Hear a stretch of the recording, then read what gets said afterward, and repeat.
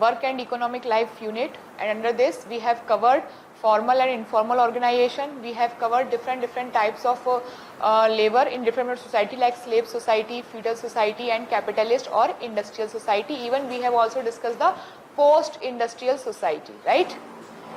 In our yesterday lecture we have also started the labor and society. Under this we have covered the child labor. Clear? Okay. Today we will start women labor. Women and labor, right?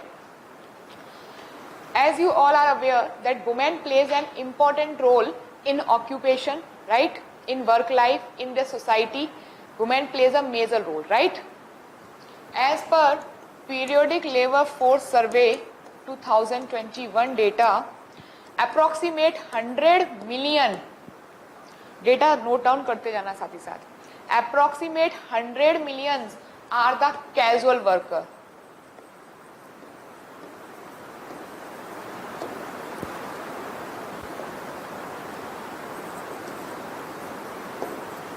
$50 million are the worker with regular salary. Regular salary, but not in formal or not registered. Right? That means approximate 30% of total labor force are the women labor force industries. For example, 100 million casual worker जो मैंने आपको कल example दिया था कि चौराहे पर गए, बैठे, day to day wage earn कर रहे हैं, that is your casual worker.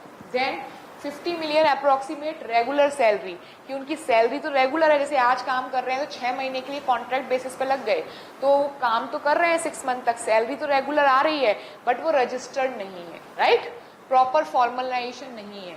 आज है 10 दिन काम है, 10 दिन का कॉन्ट्रैक्ट हो गया, आगे काम होगा या नहीं पता नहीं. सो हाँ, नहीं, नरेगा में तो गारंटी है 100 डेज एम्प्लॉयमेंट, 100 डेज फिक्स्ड है ना. सो अप्रोक्सीमेट 30% जो है इसमें, वो कौन है आपके total labour force industry country में है 30%. ठीक है, 30%, 30 labour force in industry, labour force in industry.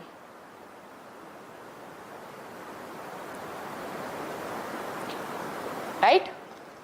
Then in urban areas, 80% of women, in urban areas 80% of women are working in unorganized sector. Women have less skills, less education, so कहाँ काम करेगी? Unorganization में. तो urban areas में 80% of women are working in unorganized sector, right? और यहीं पर rural areas में वुमेन कहाँ काम करेगी? Agriculture sector, right? आप देखो कितना ज्यादा पैट्रियार्की और कितना ज्यादा इनइक्वालिटी एग्जिस्ट करता है, that women is working in society. अगर वुमेन एग्रीकल्चर में भी काम कर रही है तो आप सोचो उसमें भी एज अ लेबर काम कर रही है, क्योंकि एग्रीकल्चर अथॉरिटी किसके हाथ में है? मेल के हाथ में, जमींदार. कोई जमींदार वुमेन देखी है आपने? नहीं देखी होगी, है ना? क्यों? क्योंकि एग्रीकल्चर में भी डोमिनेट कौन कर रहे हैं? मेल डोमिनेट कर रहे हैं. तो अर्बन एरियाज में 80% वुमेन काम कर रही है अनऑर्गेनाइज सेक्टर में. रूरल एरिया में भी अनऑर्गेनाइज सेक्टर किस में काम कर रही है? वो एग्रीकल्चर सेक्टर में. और किससे रिलेटेड काम कर रही है? एज अ लेबर काम कर रही है. ठीक है. Now the question is, what are those factor which affect the position of women? कौन कौन से फैक्टर हैं जिसकी वजह से वुमेन की पोजीशन अफेक्ट होती है सोसाइटी में और उनका लेबर फोर्स अफेक्ट होता है? Traditional expectation, traditional role expectation. कैसे? कि एक तो वुमेन है, ट्रेडिशनल रोल क्या है वुमेन का? कि हाउस होल्ड की टेक केयर करे, बच्चों की टेक केयर करे, हस्बैंड की टेक केयर करे, और ब्रेड विनर कौन रहेगा? मेल रहेगा. तो एक तो ट्रेडिशनल रोल एक्सपेक्टेशन है उनका. ठीक है. फिर क्या होता है दूसरा factor? Different socialisation, different socialisation of male and female. बचपन से ही डिफरेंट सोशलाइजेशन. आप देखो बचपन से ही मेल को ये सिखाया जाता है कि आपको पढ़ लिखना है, बड़ा बनना है. क्यों? क्योंकि आपको पैसे अर्न करने, अगर आप पैसे अर्न नहीं करोगे तो आपकी शादी नहीं होगी। बचपन से ही नोशन सिखाया जाता है फीमेल को बचपन से ही कि आपको दूसरे के घर जाना है, यू नीड टू, आपको क्या होना चाहिए, सारे घर के काम आना चाहिए, राइट। तो बचपन से ही डिफरेंट सोशलाइजेशन किया जाता है मेल एंड फीमेल का, right. Then sexual division of labour, right. Sexual division of labour में क्या हो गया, primary role is to provide, primary role क्या हो गया, take care of grandparents, parents, और you can say take care of the family और household world. ये किसमें फिक्स कर दिए गए, फीमेल के लिए कर दिए गए। और फीमेल का प्राइमरी रोल क्या है, अपने पेरेंट्स की बात मानना, हस्बैंड की बात मानना, अपने बच्चों की बात मानना at their later stage, right. तो sexual division of labour that means जो भी मस्कुलिन वर्क है, फेमिनिन और मस्कुलिन, तो जो फेमिनिन वर्क है वो वुमेन करेंगी, और जो मस्कुलिन वर्क है, because there is a notion that women are weak and women are passive, so वो क्या कर पाएंगी, वो एक हार्ड जो मस्कुलिन वर्क होते हैं वो नहीं कर पाएंगी, वो मेल ही कर पाएंगे, राइट। तो उसीलिए इसके लिए sexual division of labour, right. तो इन सब कारणों की वजह से क्या हो रहा है, the labour force participation of women affected, labour force participation of women affected, yes. इसकी वजह से मेजर अफेक्ट हो रहा है, ठीक है। इवन वुमेन का कुछ काम ऐसा है जो काम क्या है, अनरिकॉग्नाइज्ड काम है, that means there is also a nature of work which is unrecognised, there is also a nature of work which is unrecognised, unrecognised as in, आप देखो जो वुमेन घरों में है, हाउस होल्ड का काम कर रही हैं, वो काउ डंग के वो बनाती है प्रोडक्ट जो आपके एज अ फ्यूल यूज किए जाते हैं, क्या उनकी कोई वैल्यू है, वैल्यू इन द सेंस उनके काम की, बना तो वुमेन ही रही है ना, क्या उनके काम की वैल्यू है, नहीं। घर में जो किचन गार्डन है उसका टेक केयर कौन कर रहा है, वुमेन कर रही है, क्या उसकी कोई वैल्यू है, नहीं है। घर में बच्चों की टेक केयर, अगर यही आप नैनी रखोगे तो उसको सैलरी पे करोगे, लेकिन यही आपकी वुमेन कर रही है तो क्या उसकी वैल्यू है, नहीं है। सिमिलरली घर में अपन कुक रखते हैं, कुक रखोगे तो पे करोगे, उसकी वैल्यू है, बट अगर वही कुक अगर हमारी खुद की वाइफ या घर की फीमेल है तो क्या उसकी वैल्यू है, नहीं है। That means nature of work क्या है उनका, unrecognized है। So this is the major concern, that is why the women labor force participation is very poor or very low, clear। then इसके अलावा हम बात करें, there are some categories of women labor, different types का women labor है, categories of women labor।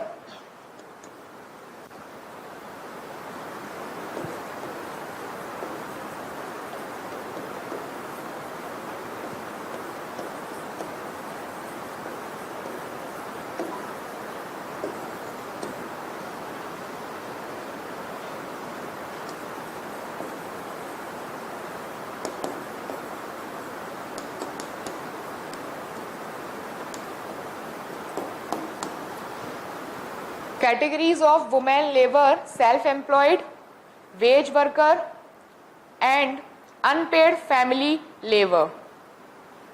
देखो कैसे, self employed कि वुमेन खुद कहीं ना कहीं काम कर रही है, हो सकता है कि वुमेन सेल्फ एम्प्लॉयड का मतलब है कि वुमेन खुद का छोटा मोटा बिजनेस या वर्क फ्रॉम होम जिसको बोल रहे हैं, वर्क फ्रॉम होम किसी कंपनी के लिए नहीं, खुद के लिए। जैसे आपने देखा होगा आजकल वुमेन ने, कुछ वुमेन राखी बनाती है, राखी, अभी राखी रक्षाबंधन निकला है, वुमेन ने घर पे ही राखी बनाया फिर उसको ऑनलाइन अमेजन वगैरह पे डाला, सेल्फ एम्प्लॉयड।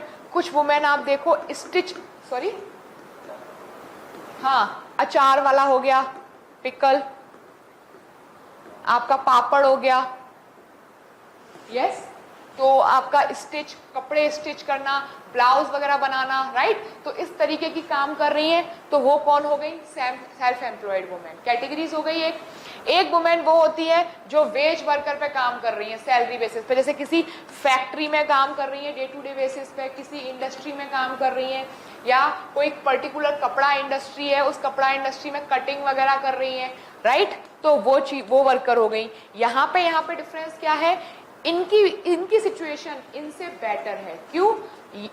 इनकी नहीं, सेल्फ एम्प्लॉयड की सिचुएशन बेटर है। क्यों? क्योंकि सेल्फ एम्प्लॉयड आपके पास अगर एक सपोज आप एक कोई टी शर्ट बनाते हो, अब टी शर्ट अगर आप घर पे बना रहे हो तो उसके लिए मशीन चाहिए, स्विंग मशीन चाहिए। स्विंग मशीन, उस स्विंग मशीन के लिए आपके पास क्या होना चाहिए? मनी होनी चाहिए, कैपिटल होनी चाहिए इसे खरीदने के लिए, तब तो ये काम कर पाएंगी। अब उनके पास कैपिटल नहीं है बट उनके पास स्किल है, तो वो किस में काम करेंगी? वेज वर्कर में करेंगी। तो इनकी सिचुएशन बेटर होती है। क्यों? एक तो खुद इंडिपेंडेंट होती है, किसी के एक्सप्लॉयटेशन लेस हो रहा है, राइट? तो इसीलिए। और वेज वर्कर में क्या है? वेज वर्कर में they are selling their labour in the lieu of wages, ठीक है? लेबर सेल करके वेज अर्न कर रही है। Clear? Then unpaid family labour, नाम से ही बहुत क्लियर है। टेक केयर करना बच्चों की, कुकिंग करना, cooking, washing, take care of old age children, या you can say household work. Household work में वुमेन को कुछ भी वो नहीं मिलता, कोई सैलरी, कोई वेजेस नहीं मिलता। तो वो क्या होता है? तो डिफरेंट टाइप की कैटेगरीज है, वुमेन ज्यादातर इन्हीं में काम कर रही है, ठीक है? तभी तो ये क्या है?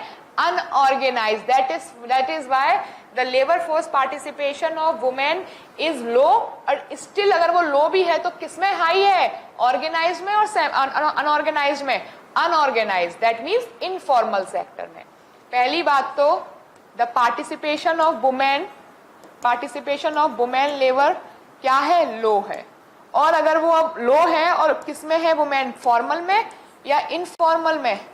तो वुमेन किसमें है? इनफॉर्मल में है एज कंपेयर टू फॉर्मल। तो फॉर्मल में तो वैसे भी नहीं है। इज इट क्लियर यहां तक? ठीक। इसके लिए अब इतनी सारी प्रॉब्लम्स के लिए there are many efforts, like कई आपने देखा होगा एनजीओज बने हैं, सिविल सोसाइटी बनी है, सेल्फ हेल्प ग्रुप बने हैं, सेवा करके एक ऑर्गेनाइजेशन है, सेवा, पहल, बहुत सारी सहेली, बहुत सारी गवर्नमेंट ऑर्गेनाइजेशंस भी हैं जिसके लिए है कि वुमेन को अपलिफ्ट किया जाए। जो लोग अब जैसे वुमेन की स्कीम थी, कई स्कीम्स भी हैं कि वुमेन के नाम पे लोन प्रोवाइड करें जिससे वुमेन क्या बन सके? अपना एक खुद का business, women entrepreneur will increase. तो इस तरीके के एफर्ट्स गवर्नमेंट कर रही है। यहां तक क्लियर?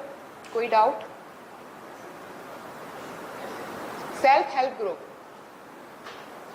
हाँ गवर्नमेंट एफर्ट है ना सेल्फ हेल्प ग्रुप, तो हाँ सेल्फ हेल्प ग्रुप, ठीक है। Then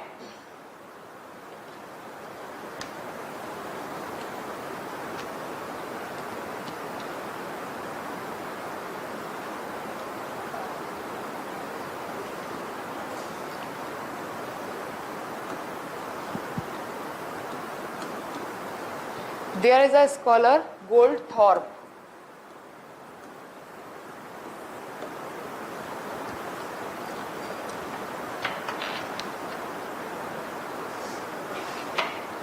Goldthorpe considered that women are excluded from the class.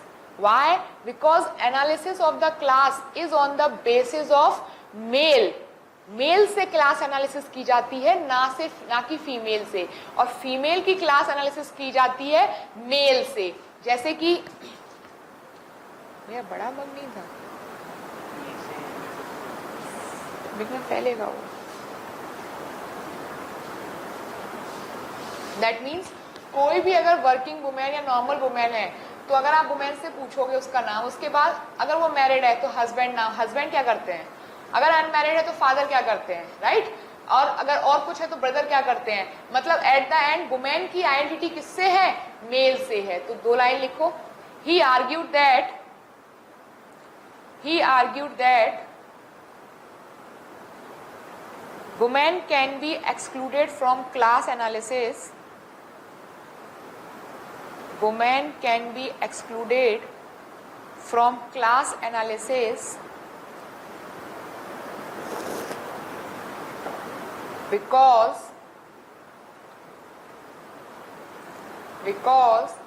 their position is determined by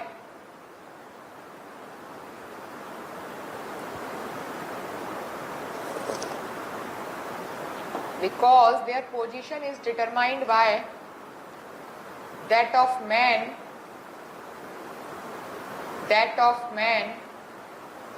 with whom they live either with husband or father. I am repeating it.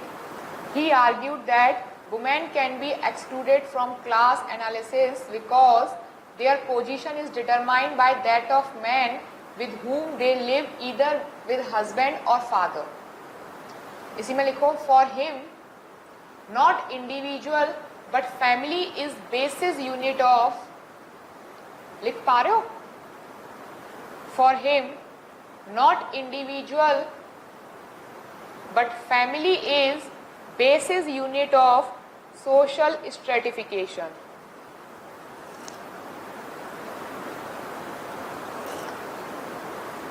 Social stratification.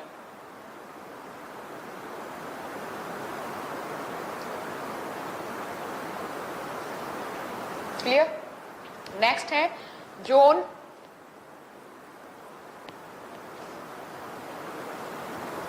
Acre. Consider that social position, write it down. Social position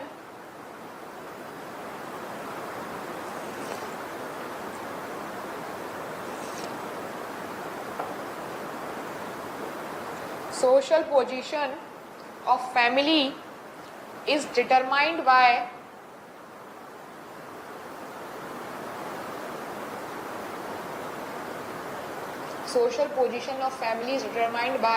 status of male head of household.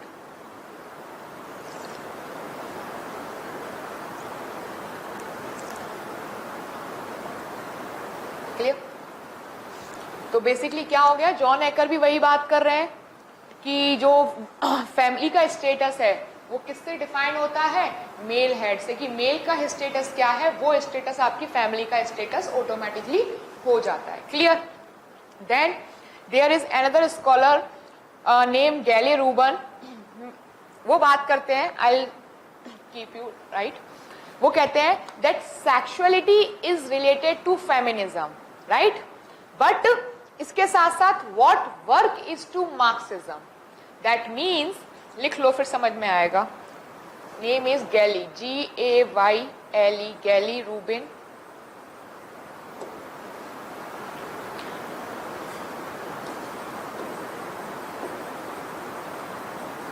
And Catherine.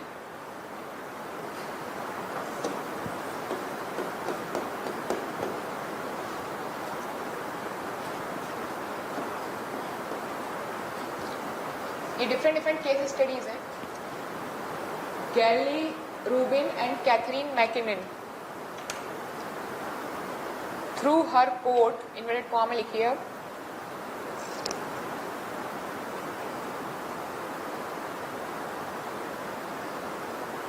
Inverted comma में लिखो, sexuality is to feminism, comma, what work is to Marxism.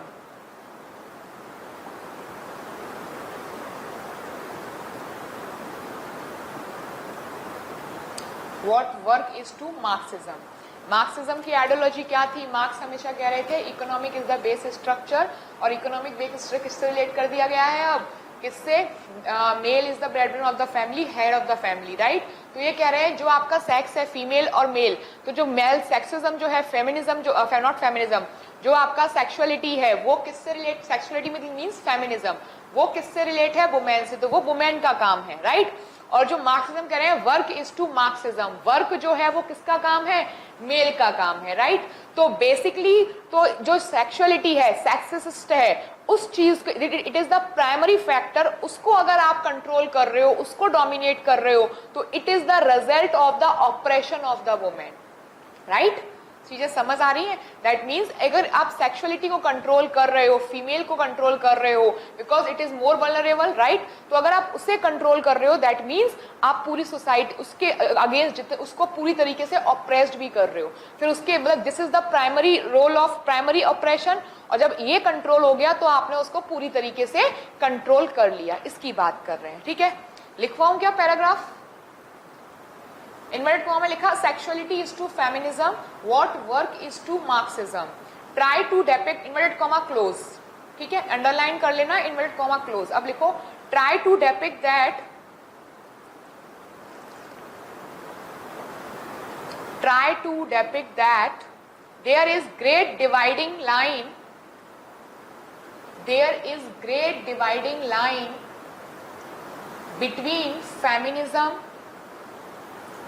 between feminism and Marxism. That is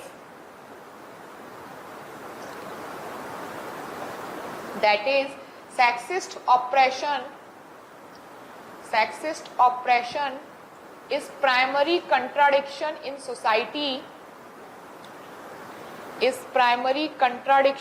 society, and basis of all other forms of oppression, and basis of all other forms of oppression. Clear? Clear हुआ? Next,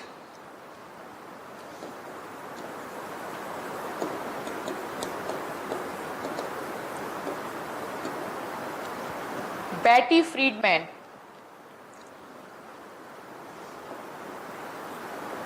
Betty Friedan.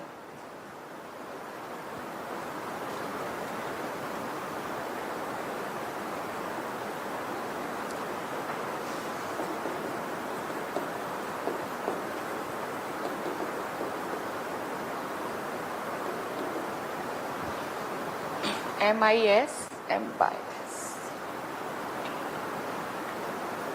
Spelling सही लिखना।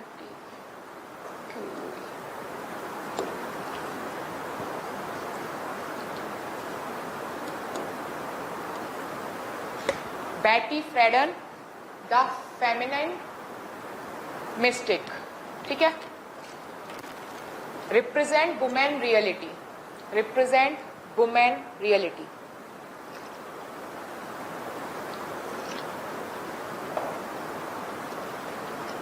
Represent women reality how? सुनो, इन्होंने study क्या किया था, ये जो फ्रेडमैन है, बैटी फ्रेडमैन, इन्होंने स्टडी की थी high class society women, right, upper class और हाई क्लास सोसाइटी वुमेन। उन्होंने देखा दैट अपर क्लास और high class society women are very highly educated, they have all the things like luxury life, money, power, servants, each and everything, उनको कुछ काम नहीं करना है, राइट। जब उन्होंने इनको स्टडी किया तो उन्होंने पाया कि वो सबसे ज्यादा फ्रस्ट्रेटेड वुमेन है, मतलब they are not the satisfied women. How और व्हाई? बिकॉज उनके पास सब कुछ है, highly education and all, still they don't have anything to do, उनके पास कुछ करने के लिए नहीं है। जैसे कि मैं बात करूं आपसे, वो क्या कर रही हैं, बच्चों की टेक केयर कर रही हैं, राइट, मदरहुड दिखा रही हैं, घर के लिए कुछ प्रोडक्ट्स खरीदने हैं वो खरीद लिए, मतलब ओवरऑल ऐसा काम कर रही हैं जिससे वो खुद सेटिस्फाई नहीं है। तो जब वो खुद सेटिस्फाई नहीं है तो उनकी स्टडी को किया, तो इन वुमेन से मिलने के बाद जो वुमेन का फ्रेज था वो फ्रेज था I want more. That means the way she is, the way they are, जो वुमेन है उनको कहीं ना कहीं अपनी लाइफ से सेटिस्फाई नहीं है, हाईली एजुकेटेड है, उनके पास सब कुछ है, हाई क्लास वुमेन के पास सब कुछ है, फिर भी वो सेटिस्फाई नहीं है। जब इन्होंने स्टडी किया तो वुमेन का एक कॉमन रिप्लाई आया that I want more, and I want more as what? As a career, as a career. कोई अपने कैरियर में और ग्रो करना चाहती है, काम करना चाहती है, but because of this so called high class society they are unable to perform any task, any work, so that is why the phrase is I want more, right. और इनका एक जो फ्रेज था, इस स्टडी को इन्होंने जो phrase किया था वो था the problem has no name, the problem has no name, ये फ्रेज था। इस फ्रेज के मैं रिप्लाई में वुमेन को ये वुमेन ने कहा I want more and that more is defined as a career. समझ आया? तो बेसिकली कहने का मतलब ये था कि डिफरेंट स्कॉलर्स वुमेन को why labour force participation, why women labour force participation is low, उसको स्टडी कर रहे थे। तो उसको स्टडी करते में किसी ने मिडिल क्लास वुमेन, किसी ने अपर क्लास वुमेन, किसी ने हाई क्लास वुमेन, किसी ने लोअर क्लास वुमेन, सबको स्टडी किया। जब upper class high class women को स्टडी किया तो उनको क्या फाइंडिंग मिली कि these women are not satisfied, they were asking that I want more and more as a career. Is it clear?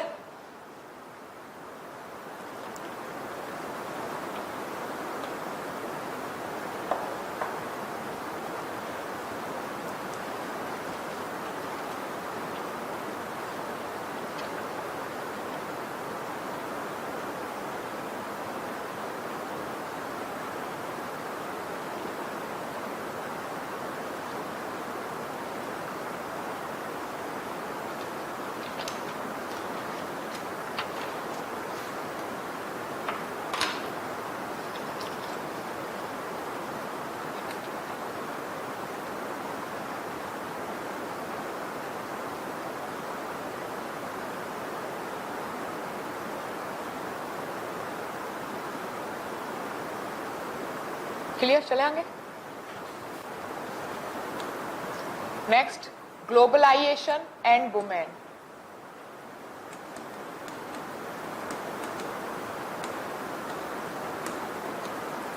Globalisation and women, even labour and women में भी इसको रिलेट कर सकते हो, ठीक है? Globalisation and women, what do you mean by globalisation? Globalization means the process of interconnectedness, integration and interdependence of the economies to such extent that event occur in one part of the world affect the other part of the world. Yes, कि all over world में कहीं भी कोई अपनी जो economy है, अपनी जो सोसाइटी है, वो इस तरीके से इंटरकनेक्ट भी है, इंडिपेंडेंट भी है और इंटीग्रेट भी है कि अगर सोसाइटी में कोई, किसी भी सोसाइटी में कोई चीज हो रही है तो उसका इम्पैक्ट अदर वर्ल्ड कंट्रीज में पड़ेगा। फॉर एग्जाम्पल कि जैसे अफगानिस्तान, तालिबान कैप्चर अफगानिस्तान, राइट? तो तालिबान ने अफगानिस्तान कैप्चर किया, हमारे यहाँ अफगानिस्तान से ड्राई फ्रूट्स इंपोर्ट होते थे, राइट? तो उससे क्या हुआ, ड्राई फ्रूट्स के प्राइस इंडिया में एकदम से महंगे हो गए, right? So this is the example of globalisation. So can be say the globalisation is a process of interconnectedness, interdependence and integration of the economies to such extent that event occur in one part of the world affect the other part of the world. Clear? Now, how globalization impact the women? On one hand, because of the globalization, we are providing multiple opportunities to the women, right? Similarly, on the other hand, at the same time, women are facing many challenges. Yes? Because of this globalization, women को जो opportunities मिल रही है, opportunities as in वो अपने career में grow कर सकती हैं, राइट? वो वर्क प्लेस पे ग्रो कर सकती हैं, एजुकेशन के उनके पास बहुत ऑप्शंस ओपन हुए हैं, but on the same hand वो बहुत सारे चैलेंजेस भी फेस कर रही हैं, जैसे unequal wages, yes, pink collar jobs, yes, glass ceiling, patriarchy dominance, yes. तो that means ग्लोबलाइजेशन ने जहां एक और बहुत सारी अपॉर्चुनिटीज दी हैं, वहीं दूसरी ओर ग्लोबलाइजेशन की वजह से बहुत सारे चैलेंजेस भी वुमेन को फेस करने पड़ रहे हैं, right? And because of this आप देखो माइग्रेशन इंक्रीज हुआ है वुमेन का, राइट? अब वुमेन के माइग्रेशन इंक्रीज होने से increase migration of women from poor to developing countries or developed country, जो वुमेन माइग्रेट होके पुअर कंट्रीज से डेवलपिंग और डेवलप्ड कंट्रीज में जा रही है, उन वुमेन्स के लिए वर्क अपॉर्चुनिटीज बहुत बड़ी है। क्यों? Work opportunities as nannies, yes, because they have, these poor women are less in education, are less in skills, तो वो किस में काम करेंगी, हाउस होल्ड वर्क में ये प्रो थी, तो उसी तरीके के काम करेंगी। तो एज अ नैनीज, ऐसा हाउस होल्ड वर्कर, इनकी तरह नहीं, इनकी तरह काम कर रही है, राइट। हाँ, सेल्फ एम्प्लॉयमेंट भी है, कुछ कुछ वुमेन सेल्फ एम्प्लॉयमेंट भी काम कर रही है, लेकिन जो माइग्रेट कर रही है वो सेल्फ एम्प्लॉयमेंट की तरह काम कर रही है। वो माइग्रेट, वो तो कहीं भी काम कर सकती है ना।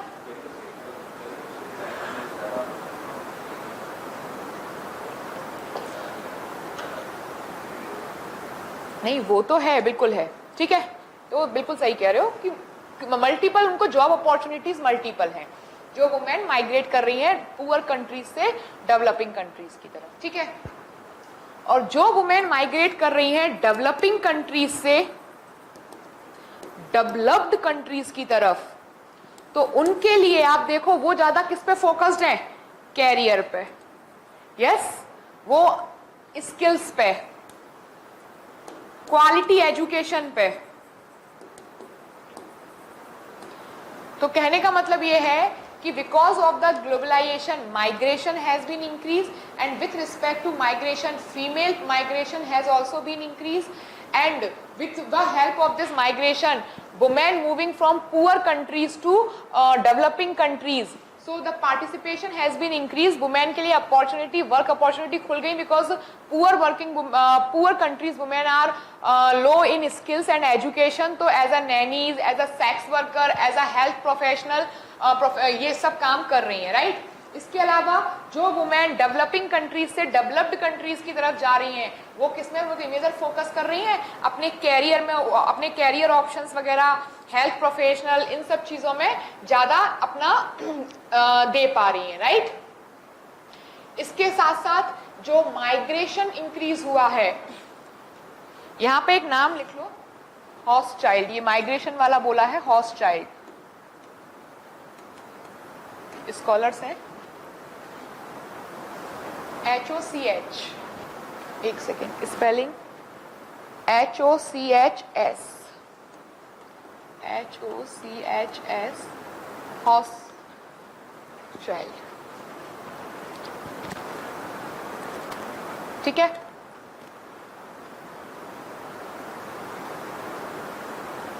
Clear,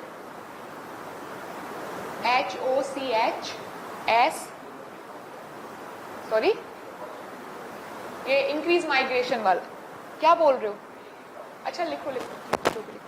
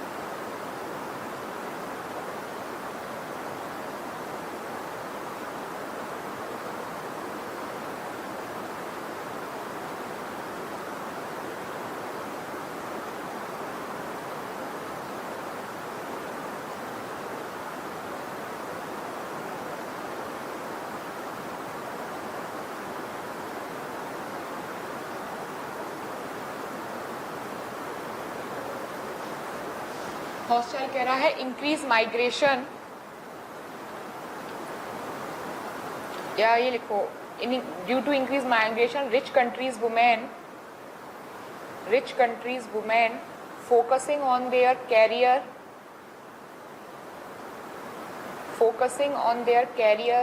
and health professional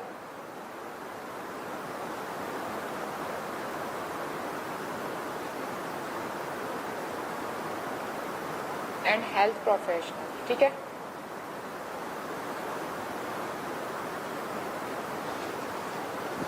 next लिखो कैम्पेडू, कैम्पाडू। Increase migration of women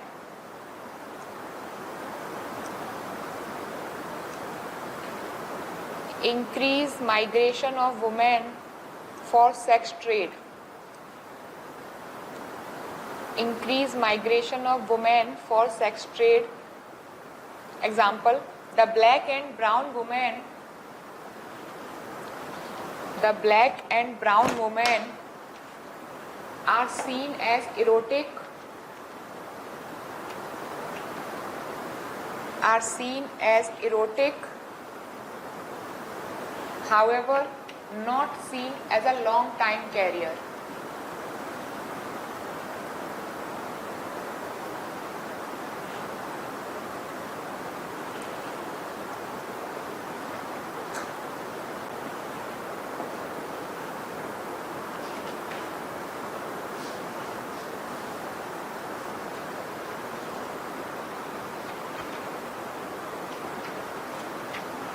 clear?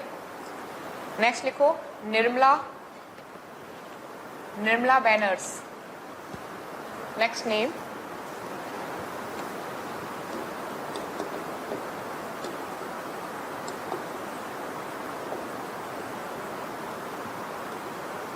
Nirmala Banerjee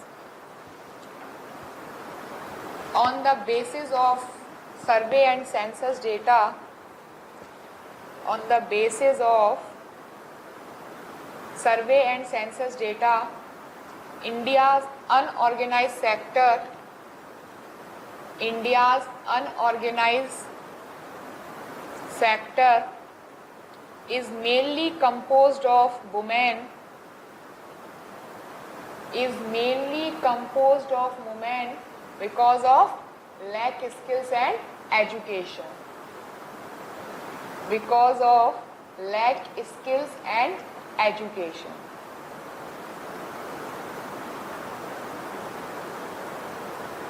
next लिखो मैरिया,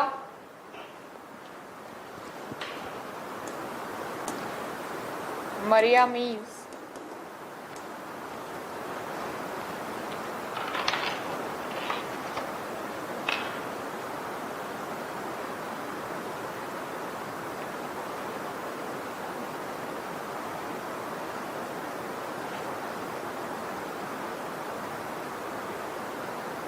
हाँ मरिया मीज, ये जर्मन सोशियोलॉजिस्ट हैं। ये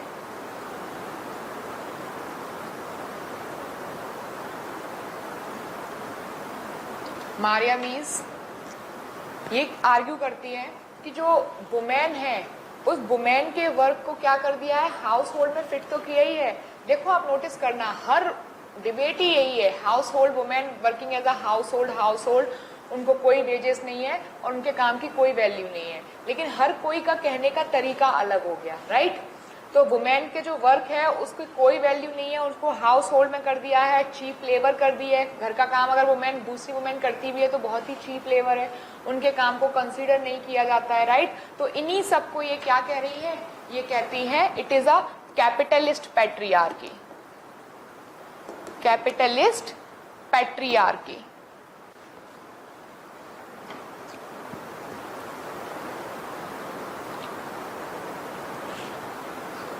इसका मतलब आप लिखो, मैं बताती हूँ कैपिटलिस्ट पैट्रियार्की।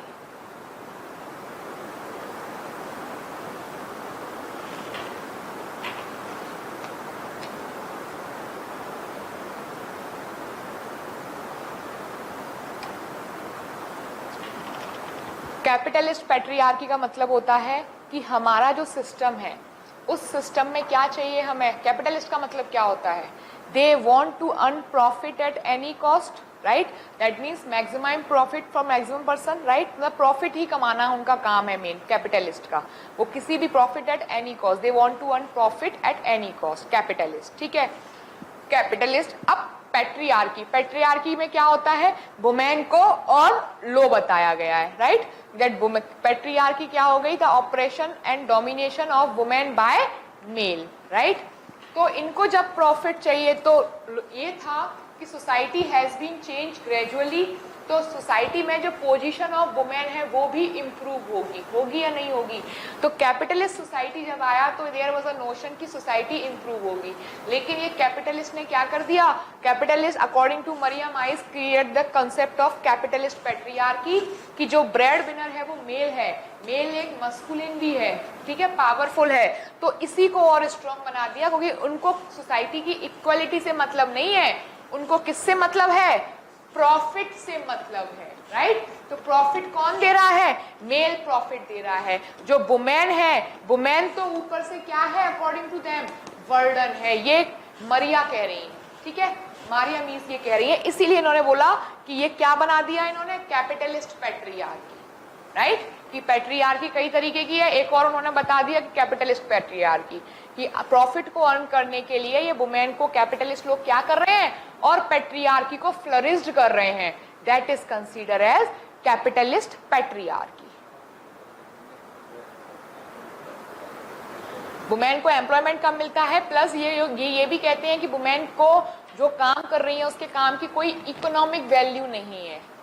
जब इकोनॉमिक वैल्यू नहीं है काम की, तो अगर मैं कोई काम कर रही हूँ, मेरे काम की इकोनॉमिक वैल्यू नहीं है, if I am not earning anything, तो क्या मेरे काम की वैल्यू होगी, नहीं होगी ना। तो वही तो वुमेन कर रही थी यहाँ पे, वही तो वो कर रही थी। सो this is the phrase capitalist patriarchy. Clear हुआ, क्लियर हुआ। देन एक आती है, इसी कैपिटलिस्ट में कार्ल मार्क्स क्या कर रहे हैं, और कार्ल मार्क्स वुमेन को कैसे कंसीडर कर रहे हैं, Karl Marx consider the women as a reserve army of labour, reserve army of labour.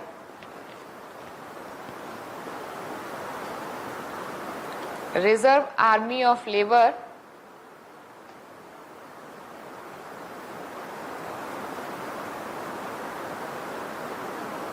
कैसे रिजर्व आर्मी, अब आप देखो कैपिटलिस्ट सोसाइटी है, कैपिटलिस्ट सोसाइटी में अप एंड डाउन होते रहते हैं, रिसेशन आता रहेगा, फ्लक्चुएशन होता रहेगा।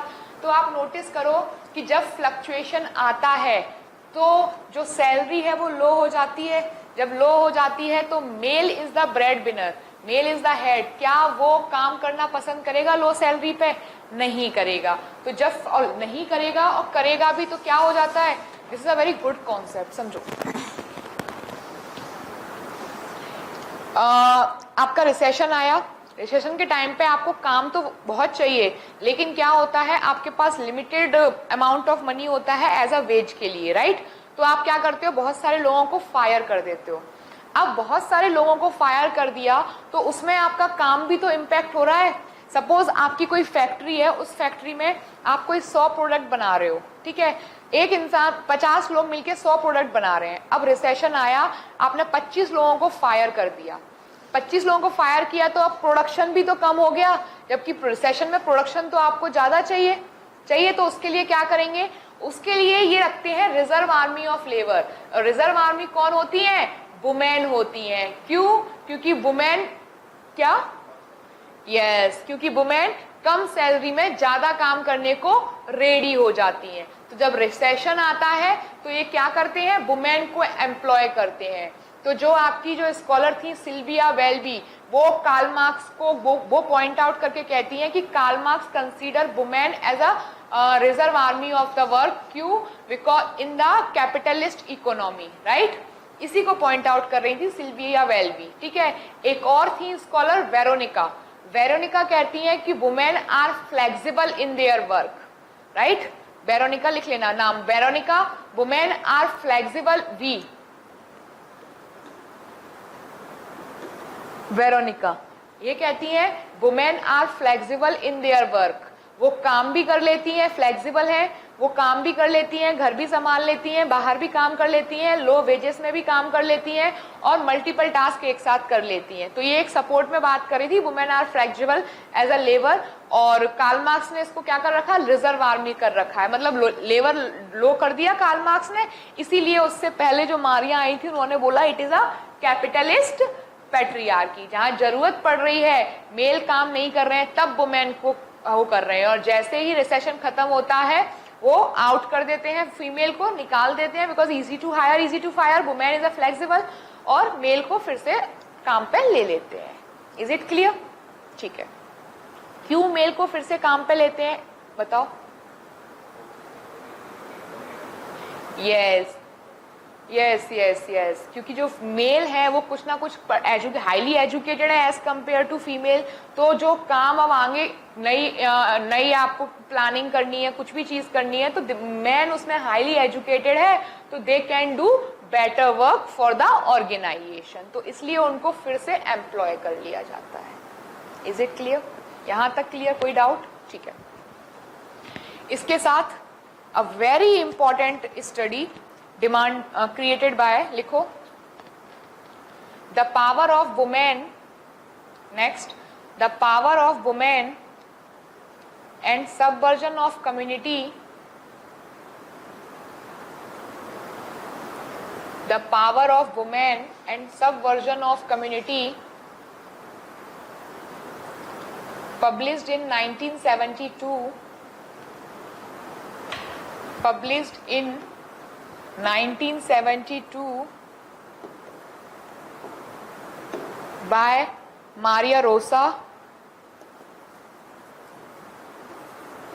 Della Costa, इनमें से जो भी याद हो आप अपने दिमाग में नोट्स में रख सकते हैं, and Salma James.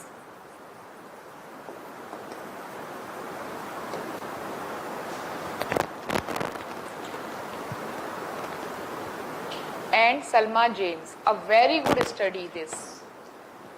Study by Maria Rosa, Della Costa and Salma James. Argued that, दो लाइन लिखो, argued that struggle around household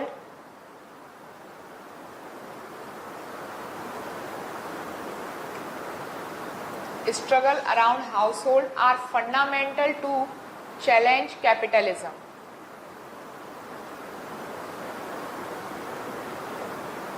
Fundamental to challenge capitalist.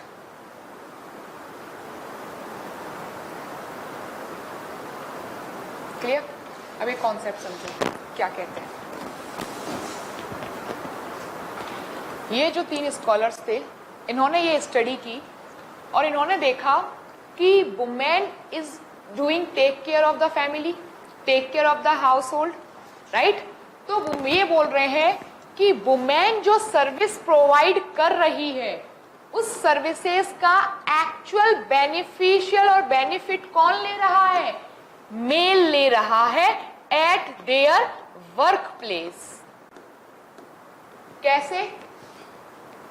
Women घर पे खाना बना रही है, तो मेल को कोई मतलब इशू नहीं आ रहा है घर पे, और वो खाना पैक करके टाइम पे ऑफिस जा पा रहा है, तो वुमेन ने सर्विस दी, मेल को बेनिफिट किसको हुआ? मेल को, और मेल अपने तभी तो वर्क प्लेस पे अच्छा काम कर पा रहा है।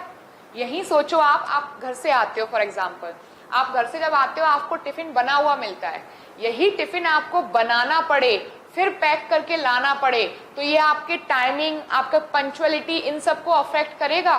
घर से मेल को प्रेस किए हुए कपड़े मिल रहे हैं, आयरन कपड़े मिल रहे हैं, घर पे मेल को ये टेंशन नहीं है कि मेरे बच्चे अकेले हैं क्योंकि फीमेल है, घर पे मेल को ये टेंशन नहीं है कि घर में कोई सामान है या नहीं है। दैट मीन्स वुमेन अगर घर को संभाल रही है, वुमेन घर पे सर्विस प्रोवाइड कर रही है प्रॉपर तरीके से, तभी तो मेल एक अच्छा काम अपने वर्क प्लेस पे कर पा रहा है। अगर फीमेल घर पे ढंग से काम नहीं करेगी, खाना नहीं देगी, सोचो कभी कभी घर पे स्ट्राइक हो जाती है, लड़ाई हो जाती है, तो खाना मिलता है क्या? नहीं मिलता, बाहर से आता है ना। तो ये उसी की बात कर रहे हैं कि जो वुमेन सर्विस दे रही है, अगर वो सर्विस वुमेन ना दे, आप जिस वर्क को अनरिकॉग्नाइज्ड वर्क बोल रहे हो, अगर वुमेन एक दिन की छुट्टी भी ले ले उस काम में, तो ये जो मेल एट वर्क प्लेस में अपना एक्चुअल 100% जो आउटपुट दे पा रहे हैं वो नहीं दे पाएंगे। वो घर का खाना, हेल्दी खाना खा रहे हैं, हेल्दी फिट रह रहे हैं, इसलिए उनका दिमाग ढंग से काम कर रहा है, वो वर्क प्लेस में अपना आउटपुट दे पा रहे हैं। ये इसी स्टडी की बात कर रहे हैं, राइट? और इसी के चलते ये बताते हैं कि वुमेन ने क्या स्टार्ट किया? डिमांड की वेज की। हाउस होल्ड वुमेन ने डिमांड स्टार्ट की कि हमें क्या दिया जाए, वेज दिया जाए। और जब वेज की बात स्टार्ट की तो 1974 में wage movement, household wage movement start हुआ था। लेटर 1974 में कि डिमांड उनकी वो की जाए, फुलफिल की जाए, उनको वेज दिया जाए।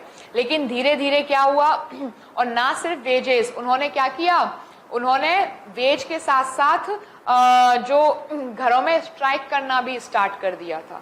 तो वेज की डिमांड कर रहे हैं, स्ट्राइक की डिमांड कर रहे हैं, तो घर का माहौल कैसा हो रहा है, पुअर हो रहा है।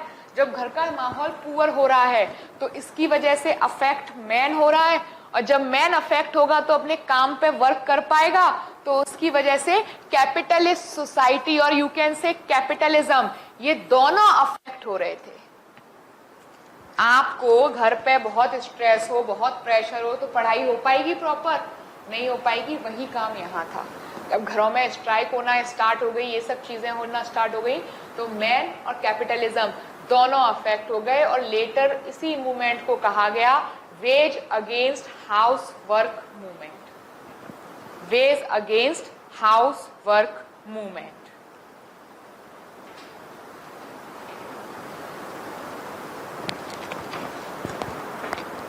यहां तक क्लियर हुआ ये?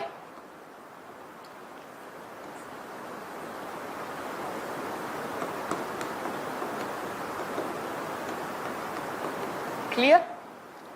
क्या हो गया ये wage against housework movement? क्यों? क्योंकि यहां पर क्या क्रिएट हो गए, मैन और कैपिटलिज्म दोनों ही अफेक्ट हो गए। ठीक है, क्यों? क्योंकि वुमेन ने डिमांड कर दी थी हमारा वेजेस, हमारा जो काम है उसके हमें वेजेस दो।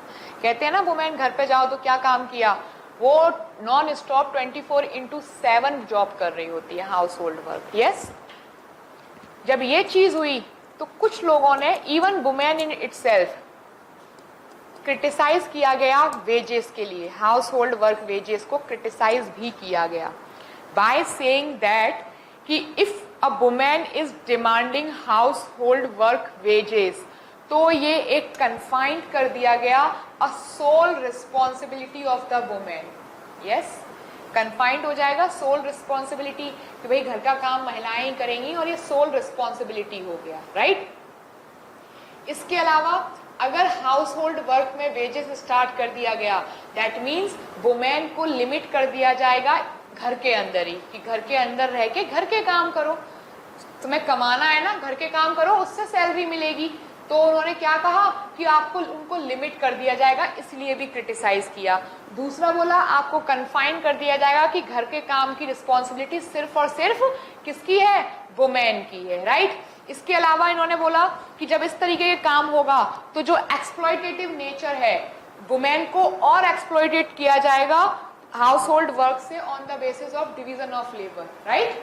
तो ये सब क्रिटिसिज्म थे against the household wage work. लिखो जरा, हाउएवर, यहां तक लिख हो गया ना, wage against household work movement. Next लिखो, however some criticize it, however some criticize it that yes, housework is productive, yes, housework is productive, but disagree with wage because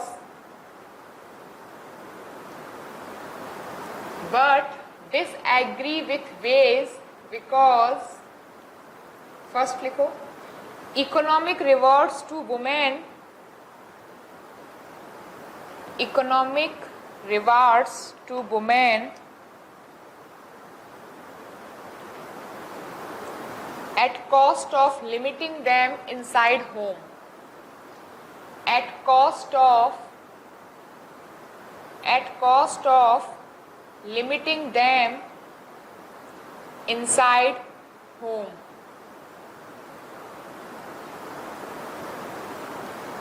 Next, strengthen the exploitative patriarchal division of labor.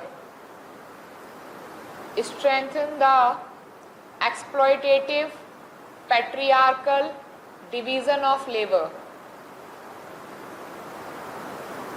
Next, assumption that housework is Sole responsibility of women. Housework is sole responsibility of women.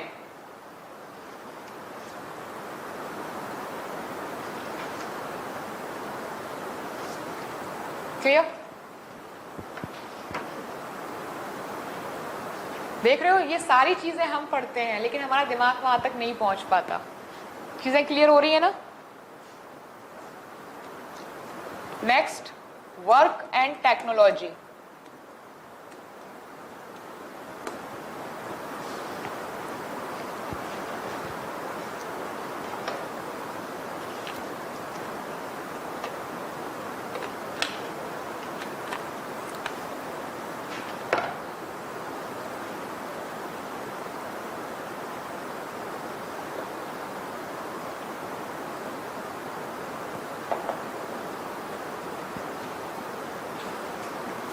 Work and technology.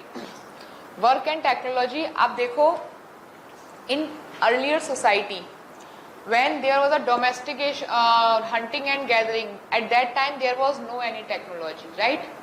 Then during slave society, during slave society, at that time there was also a no technology. Then during agriculture, feudal society agriculture was dominated, तो उस time पे there were technology, मतलब in the end of the feudal system the arrival of the technology is there, right? कैसे धीरे धीरे technology वहां पर आने लगी. जब टेक्नोलॉजी वहां पर आने लगी तो विथ टाइम देखो धीरे धीरे टेक्नोलॉजी बढ़ती गई. एंड इन कैपिटलिस्ट सोसाइटी और इंडस्ट्रियल सोसाइटी टेक्नोलॉजी ने डोमिनेशन स्टार्ट कर दिया. That means man has been replaced by machines. होने लगे ये चीज.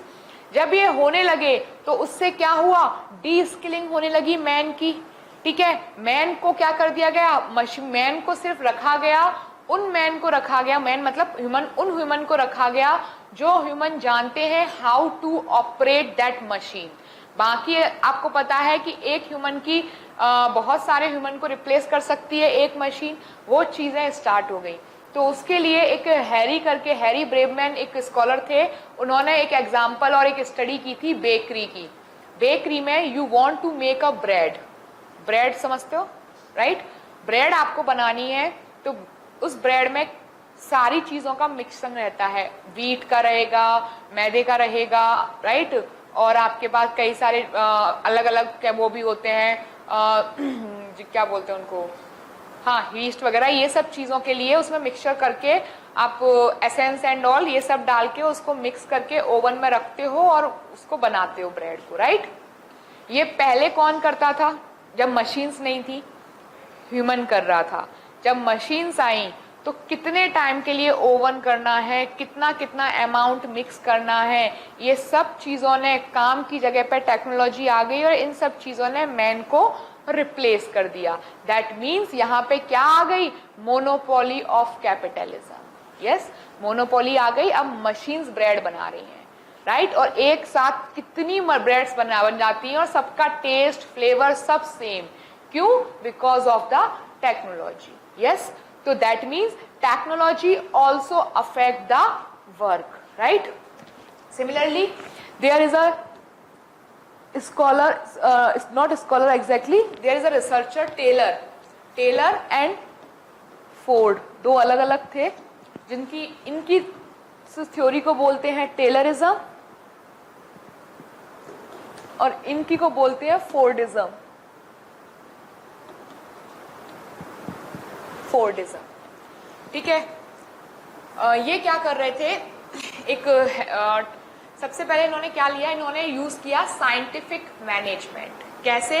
इन्होंने देखा जो आपके फोर्ड थे, इन्होंने एक तो देखा कि एक गाड़ी फर्स्ट ऑटोमेटेड गाड़ी इन्होंने बनाई. देख रहे हैं एक गाड़ी को बनाने में 1 साल लग रहा है. आई एम द पर्सन, मुझे एक गाड़ी बनानी है.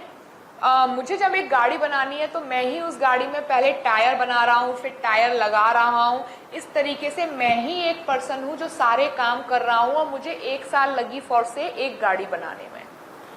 ये कहीं विजिट करने गए तो इन्होंने देखा टेक्नोलॉजी का यूज. इन्होंने कैसे देखा कि एक स्लॉटर है, वो है फैक्ट्री, उसमें बहुत सारे जानवर एक रो में रखे हुए हैं और वो मशीन उनको cut cut cut cut cut एक असेंबल लाइन जो होती है, असेंबली लाइन, उसकी तरह रखे हुए हैं और वो कट कट कट करके एक सीक्वेंस में सिंगल पर्सन के काम होता जा रहा है, राइट। जब इन्होंने ये देखा तो इस चीज से ये इंस्पायर हुए, इस चीज से ये इंस्पायर हुए तो इन्होंने scientific management theory the, principle of scientific management. इन्होंने क्या किया कि मैं गाड़ी बना रहा हूं, उसको इन्होंने क्या किया, मैं एक गाड़ी एक साल में बना पा रहा हूं। यही अगर मैं एक्सपर्टाइजेशन और यू कैन से स्पेशलाइजेशन, मैं असेंबली करने वाला एक रख दूं, गाड़ी के टायर बनाने वाला अलग हो, स्पेशलाइजेशन होगा, गाड़ी के ग्लास बनाने वाला अलग होगा, गाड़ी पे पेंट करने वाला अलग होगा, तो multiple work come together, yes, एक साथ हो सकते हैं और उन वर्क में ज्यादा स्मार्टनेस होगी। उससे क्या होगा, प्रोडक्शन बढ़ेगा, इकोनॉमिक कॉस्ट बढ़ेगी, इकोनॉमिक कॉस्ट सेलिंग की, राइट, प्रोडक्शन बढ़ेगा, मेरा पर्टिकुलर इकोनॉमिक कॉस्ट, मेरा जो इनपुट है वो डाउन जाएगा और इससे आउटपुट अपना बढ़ेगा और प्रॉफिट बढ़ेगा, राइट। और एक ही टाइम में सीक्वेंस में बहुत सारी चीजें हो जाएंगी। तो इन्होंने असेंबली लाइन यूज किया, ठीक है। इनसे इंस्पायर होके फोर्ड वो आए आपके टेलर। टेलर ने देखा कि ये चीज ठीक है, किया जा सकता है, टेलर भी इससे इंस्पायर हुए। टेलर ने इसको और मतलब बेसिकली कहने का मतलब ये है, सेम ही है टेलरिज्म और फोर्डिज्म। इन्होंने बस क्या किया है, साइंटिफिक मैनेजमेंट से जो एक बड़ा टास्क था, उस बड़े टास्क को छोटी छोटी यूनिट में डिवाइड कर दिया, दैट इज इट। और इसी की प्रिंसिपल को, इसी थ्योरी को बोलते हैं द प्रिंसिपल ऑफ टेलरिज्म और फोर्डिज्म, ठीक है। अलग अलग कॉन्सेप्ट सेम है, सिर्फ माइन्यूट डिफरेंस ये है कि वो एक ग्रुप में काम कर रहे थे और वो एक सीक्वेंस में काम कर रहे थे, दैट इज इट, ठीक है। थोड़ा सा लिखो,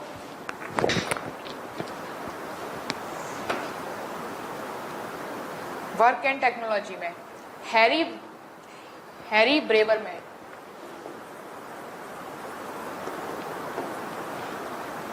Harry Braverman, Harry Braverman in his famous, inverted comma में लिखना, labour and monopoly capital,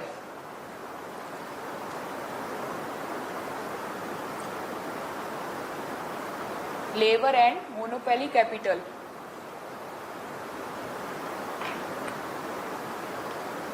labor and monopoly capital, inverted comma close, consider that automation was the part of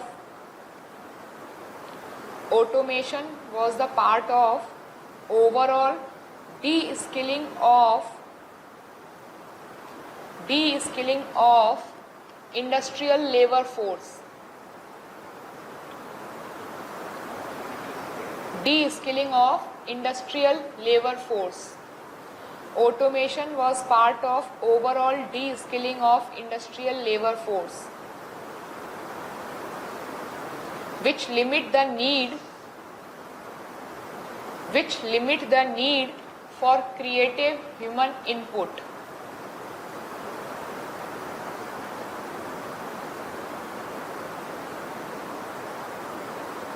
Which limit need for creative human input. Example, computerized baking radically altered the way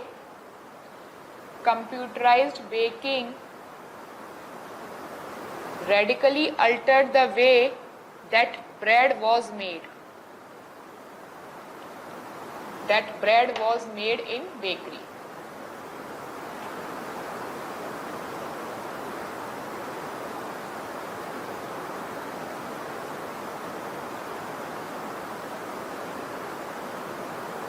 ठीक है। Next लिखो, Taylorism, principle of Taylorism, principle of Taylorism, given by Frederick Winslow Taylor, Frederick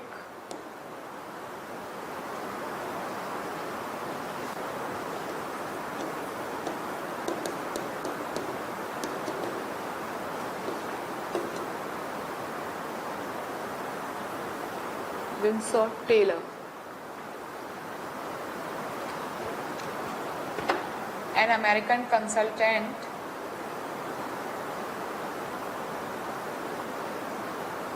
his approach called scientific management. His approach called scientific management, which involve scientific management underline करना, which involve detailed study of industrial process,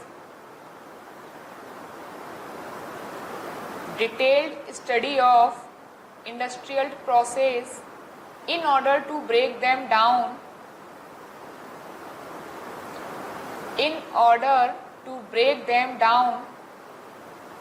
into simple operation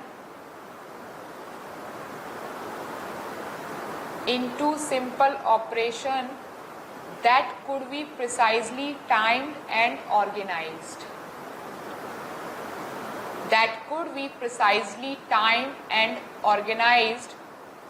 To maximize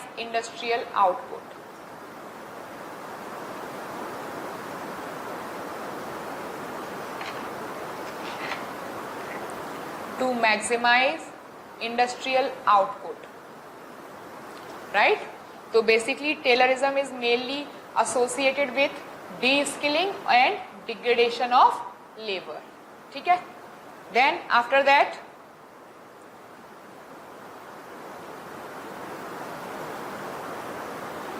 principle of Taylorism appropriate by industrialist Henry Ford. तो पहला Henry Ford थे जिन्होंने Fordism दिया, उससे inspire हुए थे Taylorism. ठीक है? Principle of Taylorism appropriated by industrialist Henry Ford.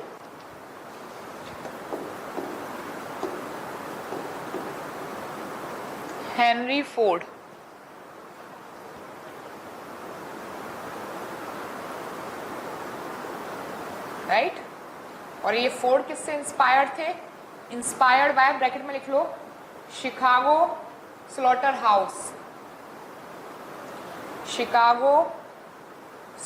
House.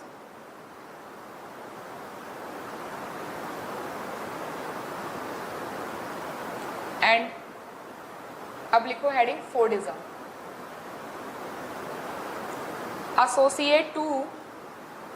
associate to designate the design associate to design the system of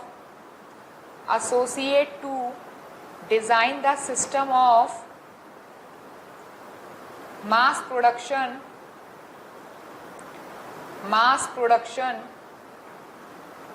tied to cultivation of mass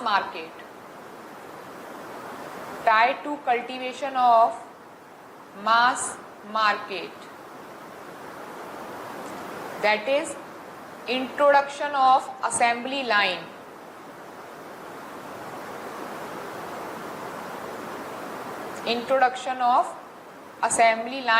For mass production because mass production required mass market.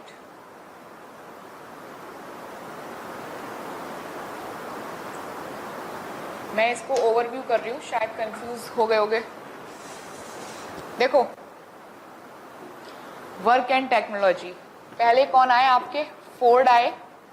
Ford inspire किससे हुए? Slaughter house था Chicago में. उन्होंने देखा एक sequence में चीजें चल रही हैं, इन्होंने इंट्रोड्यूस किया असेंबली लाइन.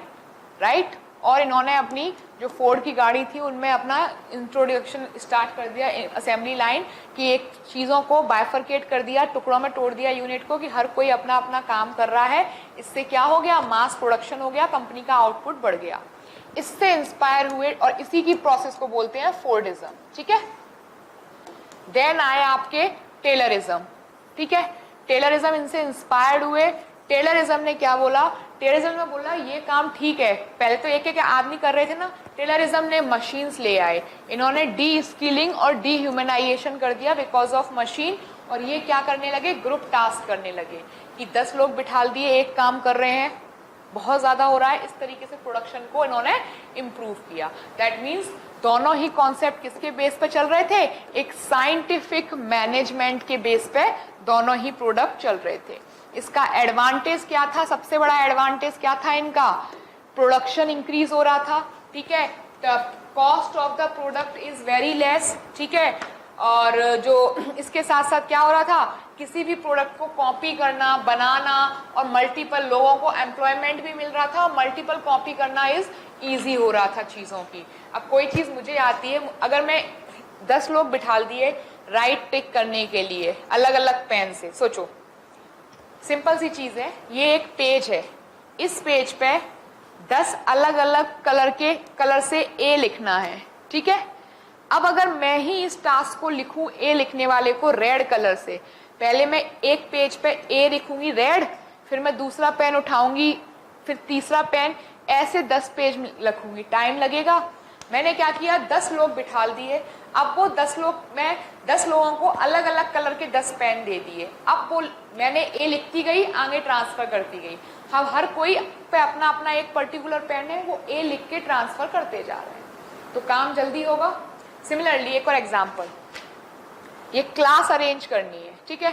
अब ये क्लास अरेंज करनी है तो मैं आती हूँ, पढ़ाती हूँ। अब सोचो मैं आऊँ, मुझे ही लाइट जलानी पड़े, मुझे ही सारा ऑन करना पड़े, फिर मुझे कैमरा ऑन करना पड़े, फिर मुझे बोर्ड ऑन करना पड़े, फिर मुझे मेरे लिए कॉफ़ी लेने जाना पड़े, मुझे पानी की बॉटल भरनी पड़े, ठीक है, मुझे फिर आपकी अटेंडेंस भी लगवानी पड़े, तो विल टेक टाइम।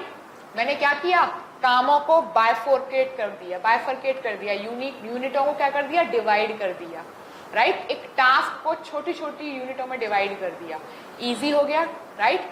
अब मैं एक्सपर्ट किस में हूँ, पढ़ाने में, तो मैं पढ़ाऊंगी और एक्सपर्ट होती जाऊंगी। जो लोग इन अदर काम में एक्सपर्ट है वो उनको पता है डेली क्या करना है, राइट, उनको उनकी ड्यूटी पता है। तो यही क्या था, टेलरिज्म और फोर्डिज्म। क्लियर, कोई डाउट, ठीक। देन इसके बाद जब फोर्डिज्म हुआ, फिर आया आपका, जब फोर्डिज्म हो गया तो प्रेजेंट कॉन्टेक्स्ट में टाइम चेंज हो रहा है। जब टाइम चेंज हो रहा है तो क्या आएगा, पोस्ट फोर्डिज्म। होगा कि नहीं होगा, post Fordism given by, popularised by Michael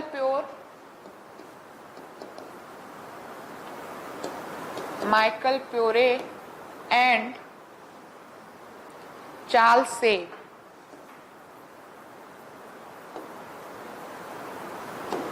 Michael Pure and Charles Saab in the Second Industrial Divide 1984. In the Second Industrial Divide 1984, and describe a new era of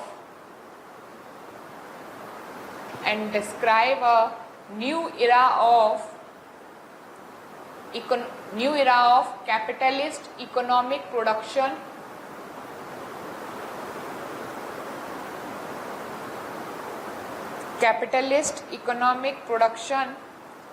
in which flexibility and innovation are maximized,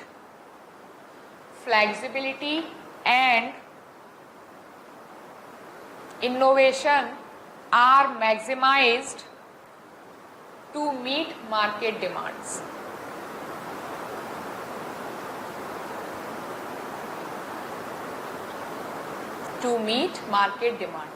इसका मतलब ये था, जब अभी तक किस पे बात कर रहे थे हम, टास्क को डिवाइड। टेलरिज्म में हम क्या कर रहे थे, टेलरिज्म में हमने टास्क को डिकम्पोज किया और इंडिविजुअल में दे दिया। फोर्डिज्म में हम क्या कर रहे थे, टास्क को रिकम्पोज कर रहे थे और ह्यूमन को मशीन से रिप्लेस कर रहे थे, ठीक है। पोस्ट फोर्डिज्म में हम किस पे अब ध्यान दे रहे हैं, इनोवेशन पे, राइट। इनोवेशन और फ्लेक्सिबिलिटी, इन पे भी ध्यान दे रहे हैं कि हम काम तो कर रहे हैं, हम माइक तो बना रहे हैं, बट हम कोशिश कर रहे हैं। पहले माइक कौन से होते थे, प्रॉपर वायर आता था, लाइट से चलता था, सिस्टम पूरा था। अब कैसे है, फ्री हैक माइक बने हुए हैं, यस। तो हम किस पे काम कर रहे हैं, इनोवेशन और फ्लेक्सिबिलिटी पे। यही आपका क्या है, पोस्ट फोर्डिज्म, मतलब प्रेजेंट कॉन्टेक्स्ट 1984 में आया। और अगर हम अभी बात करें प्रेजेंट कॉन्टेक्स्ट में, राइट, एग्जाम्पल लिख सकते हो, mike and all. Present context में अगर हम बात करें तो प्रेजेंट कॉन्टेक्स्ट में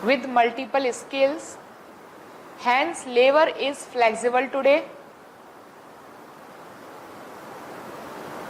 Hence labor is flexible today.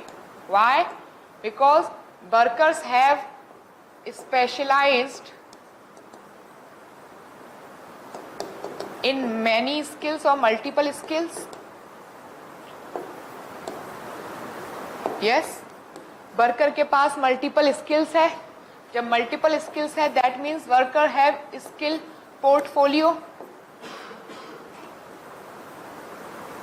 Yes, worker के पास स्किल पोर्टफोलियो है. इसी को तो बोलते हैं अपन पोर्टफोलियो वर्कर, है ना.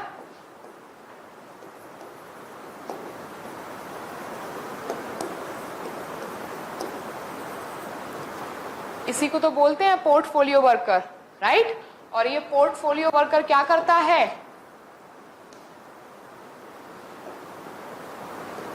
इट गिव, हाँ नहीं, पोर्टफोलियो वर्कर क्या कर रहा है? जो कैपिटलिस्ट क्लास है, जो पोर्टफोलियो वर्कर क्या कर रहा है? Give power to capitalist class to hire and fire at their own will.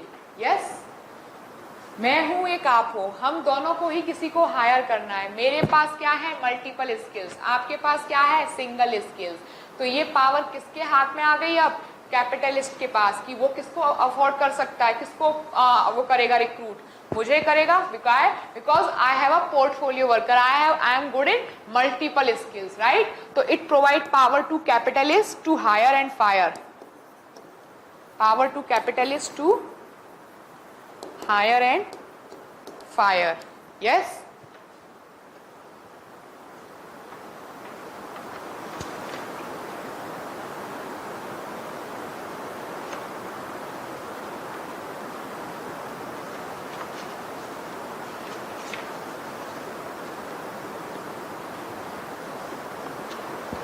clear. So how work affect, ये clear हुआ. तो labour and society, in labour and society what is labour? It is clear. How labour affect the position, how labour affect the society, it is clear. Society, अगर हम बात करें particular society, एक और comparison देख लेते हैं. जस्ट आपको पता है डर्कहाइम में पढ़ चुके हो. डर्कहाइम किसकी बात कर रहे थे? डर्कहाइम बात करते हैं mechanical and organic solidarity, that means traditional society and modern society. जब डर्कहाइम ट्रेडिशनल मॉडर्न सोसाइटी बात कर, डर्कहाइम क्या कहते हैं? ट्रेडिशनल सोसाइटी में वर्क क्या था? ट्रेडिशनल वर्क था यहाँ पे. हाँ, सेम काम थे, कलेक्टिविटी थी यहाँ पर, राइट. यहाँ पे डिवीजन ऑफ लेबर नहीं था, राइट. यहाँ पे क्या था? यूनिवर्सलिज्म, हर किसी को सब कुछ काम आता था, राइट. और यहाँ पे इसका जस्ट क्या था? अपोजिट था इन सब का. यस, और यहाँ पे डिवीजन ऑफ लेबर हाई था, राइट. तो that means her society gradually increase हो रही है चीजें, तो आगे वाली सोसाइटी में भी चीजें क्या होंगी? ग्रेजुअली चेंज और इंक्रीज होंगी डिफरेंट लेवल पे, राइट. तो डर्कहाइम भी क्या कर रहे हैं? डर्कहाइम कह रहे थे यहाँ पर, डर्कहाइम का क्या कॉन्सेप्ट था? डर्कहाइम कह रहे थे कि division of work, division of labour is functional in society. Yes, कि डिवीजन ऑफ वर्क, लेबर क्या कर रहा है? Division of labour provide rewards, और रिवॉर्ड से क्या हो रहा है सोसाइटी में? जो अच्छा काम कर रहे हैं उनको रिवॉर्ड मिला है, वो और मोटिवेट होंगे रिवॉर्ड लेने के लिए. जिन्होंने खराब काम किया है उनको पनिश मिला है, वो कोशिश करेंगे आगे से हम अच्छा काम करें. तो सोसाइटी में कंपटीशन रहेगा, तो डिवीजन ऑफ लेबर सोसाइटी के लिए फंक्शनल है. ठीक है, वर्क मतलब वर्क इज फंक्शनल. देन अब बात करते हैं कार्ल मार्क्स. कार्ल मार्क्स क्या कह रहे थे? That division of labour, Karl Marx कहते हैं division of labour is conflict in society. कैसे? Because of division of labour some are superior, some are inferior, and there is create yes, it creates social divide or inequality in the society which create conflict. Yes, so division of labor, or which create unequal distribution of resources as well, so which create conflict in the society, right. And to reduce this conflict, to solve the problem of such conflict, there is a revolution as a solution given by Karl Marx, but this revolution is not happening till today. Clear? तो ये work पे थे आपके अलग अलग view. हमने पढ़ा child labour, कि लेबर कैसे चाइल्ड से अफेक्ट है. हमने पढ़ा women, women is a major impacted, different perspective womens पे देखे हमने, वुमेन एंड लेबर. फिर ग्लोबलाइजेशन और लेवल ने कैसे इम्पैक्ट किया, women is a major role. Then इसके बाद हमने स्टडी किया technology and work, that how technology affect the worker, ठीक है। उसके बाद we also discuss the Taylorism और फोर्डिज्म, राइट, और पोस्ट फोर्डिज्म। क्लियर? ये जो कॉन्सेप्ट है टेलरिज्म, पोस्ट फोर्डिज्म एंड और, इन पर 10-10 नंबर के शॉर्ट नोट लिखने को आते हैं, दैट इज इट, राइट। बाकी क्लियर हुआ? लेबर एंड सोसाइटी वो किसी भी डायमेंशन में आपसे पूछ सकता है, right. So this is all about unit 6 work and economic life from my side. I will provide you notes in next class, work and economic life. जब तक जो हैंड नोट्स हैं उनको आप रीड करें एक बार, ठीक है। Any question with respect to that? नहीं। किसके? इनके क्रिटिसिज्म आए तो, अब जैसे हॉस्टाइल ने बोला कि वुमेन को वो कर दिया गया है, तो उस तरीके का इनमें कोई क्रिटिसिज्म नहीं है, it is just a work and economic. इसका क्वेश्चन ज्यादातर थ्योरी नहीं है इसमें, इसका क्वेश्चन ज्यादातर करंट से रिलेटेड आएगा, बस करंट से रिलेटेड क्वेश्चंस आएंगे इसमें। It's a very easy unit, ठीक है, इसमें कुछ नहीं है। Is it clear? Now discussion Merton का अभी कर लेते हैं, है ना? Fine with it? ठीक है, मर्टन का डिस्कशन करते हैं। हाँ 5 minute break, then we will continue. हाँ 5 minute break.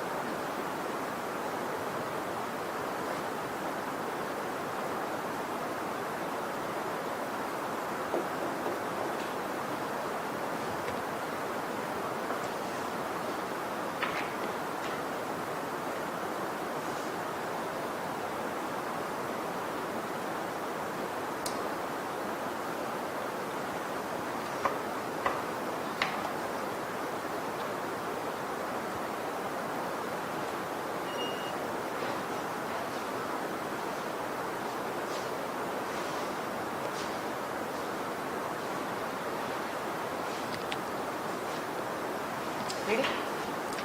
The first question is, analyze latent and manifest function of family in the light of Merton's theory. Latent and manifest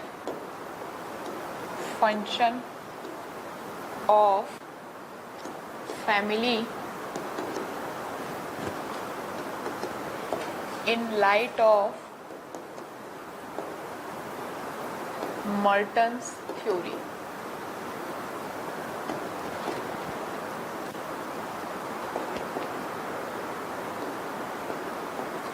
देखो question clearly बात कर रहा है, analyse करिए keyword. जब भी हम आंसर लिखेंगे मेक श्योर आंसर के कीवर्ड को हाईलाइट करो। This is our first session with respect to answer writing, right. Introduction, main body and conclusion, ठीक है। Introduction should be very clear with respect to the context, जो context है वो define करना है। मेन बॉडी में the demand of the question, ठीक है। इन कंक्लूजन लास्ट में या तो क्रिटिक्स एक ऐड करने के लिए अपनी स्वेच्छा से, या फिर उसको कंटेम्प्ररी में अगर रिलेट कर सकते हो तो बहुत अच्छा, ठीक है। हाँ, introduction, analyse the latent function of family in the light of Merton's theory, right. बात किसकी है? Latent and manifest function of family का बताना है मेन बॉडी में। मर्टन थ्योरी, यहां पे हम स्टार्ट करेंगे latent and manifest function, Merton की बुक का नाम, एंड डिफाइन करेंगे कि क्या है आपका latent and manifest function, just general, right. ये अपना इंट्रोडक्शन यहाँ पे अपन दे रहे हैं, तो ये 3 से 4 लाइन का हो जाएगा कि मर्टन इन हिज बुक, जो भी इसकी बुक है वो, तो Merton in his book has given the concept of latent and manifest function, right. उसके बाद अपन लिखेंगे कि लेटेंट फंक्शन क्या होता है और मैनिफेस्ट फंक्शन क्या होता है, ठीक है। इंट्रोडक्शन हो गया। देन मेन बॉडी, क्वेश्चन बात कर रहा है latent and manifest function of family, right. अब फैमिली का मेजर लेटेंट फंक्शन, लेटेंट कौन से हो गए? जो which are not observable, right. और मैनिफेस्ट कौन से हो गए? Which are observable. So the manifest function of the family is economic cooperation, socialization, right. ये सब चीजें तो मैनिफेस्ट फंक्शन में आ गए।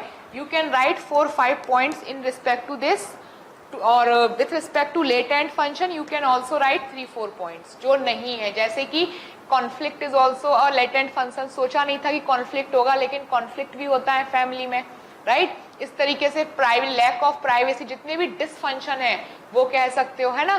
तो इस तरीके से नहीं, सॉरी डिसफंक्शन नहीं, लेटेंट फंक्शन में डिसफंक्शन नहीं, तो एडवांटेजेस फैमिली के जो हमने सोचे नहीं थे वो, ठीक है। मतलब जो हमने एक फैमिली बनाई, यस, अनइंटेंटेड कि अनऑब्जर्वेबल, हमने एक फैमिली बनाई ये सोच के कि हम खुश रहेंगे, आगे फैमिली प्रोड्यूस करेंगे एंड ऑल, ये सोच के, लेकिन हमने देखा कि हमारी फैमिली टफ टाइम में भी हमारा साथ दे रही है, ठीक है। हमारी फैमिली हमें अपॉर्चुनिटीज दे रही है, हमारी फैमिली हमें बाहर साथ हम घूमने फिरने भी जा रहे हैं। ये सब हमारे क्या हो गए? Latent function. सोचे तो नहीं थे हमने, मेनली अलग अलग पर्सपेक्टिव बता रही हूँ। कुछ लोगों ने फैमिली बनाई जस्ट ये सोच के कि we will generate new family, yes, इसके लिए तो हो गया। इसके साथ साथ डिसफंक्शन भी, क्योंकि उसने बोला है analyse latent and manifest function, तो फंक्शन और डिसफंक्शन, लेटेंट और मैनिफेस्ट दोनों लिखेंगे, क्लियर। इसके बाद एक प्रॉपर कंक्लूजन। अब कंक्लूजन जब हम ये लिख ही रहे हैं तो आप लिख सकते हो हाउएवर करके कुछ प्रेजेंट कॉन्टेक्स्ट में, अदरवाइज यहाँ पे एक क्रिटिक्स ऐड कर सकते हो।